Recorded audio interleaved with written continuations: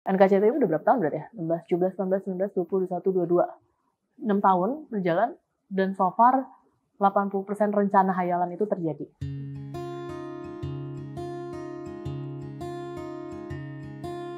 Startnya itu 2016. Ada satu catatan lah di notes HP. Ibu takut lupa rasanya muda, ibu tulis pesan ini untuk kita. Sambil lihat itu gue riset dulu lah di Instagram waktu itu. Tulisan ini relevan nggak ya ke publik? Gue perlu tahu pasarnya. Ternyata ini tuh jadi makin personal buat gue sendiri.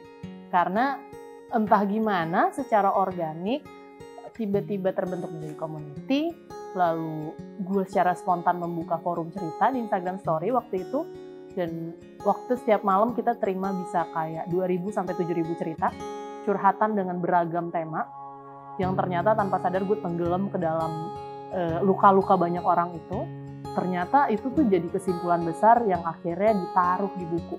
Buku itu jadi bukan tentang diri gue doang. Tentang banyak orang dan akhirnya diterapkan di medium-medium lainnya kayak film, series, dan lain-lainnya. Ya gue mau berkarya aja, gue gak ada ekspektasi sama kayak teman-teman lain yang buat karya. Cuma ini jauh di atas bayangan gue.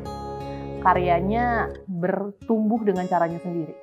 Itu kan menariknya dari sebuah karya ya. Perspektifnya jadi beragam banget.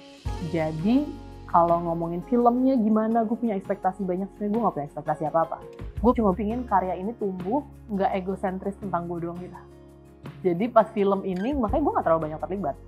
Tugas gue cuma menjaga ya, core-nya tetap di situ.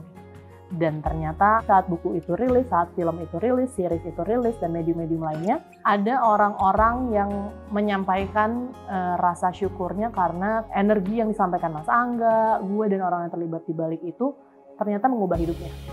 Itu menurut gue jauh lebih penting untuk kita para pembuat karyanya. Dan energi itu bisa diestafetkan lah di NKCTHI. Untuk harapan lebih besar, sejujurnya nggak ada di kepala gue. Tapi dampaknya jauh lebih besar itu pasti ada.